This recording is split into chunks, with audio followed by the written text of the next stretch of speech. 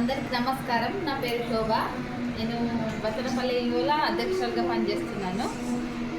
ఇక్కడ టైలర్గా నేర్పించినందుకు అందరు మంచిగా నేర్చుకుని చెప్పారు. చూసినా కూడా మంచిగా నేర్చుకురు. పద్మక్క మంచిగా నేర్పించారు. 30 రోజులకు మంచిగా నేర్చుకురు. మా వాళ్ళు కూడా ఇట్లనే అందరూ నేర్చుకోవాలని కోరుకుంటున్నాను.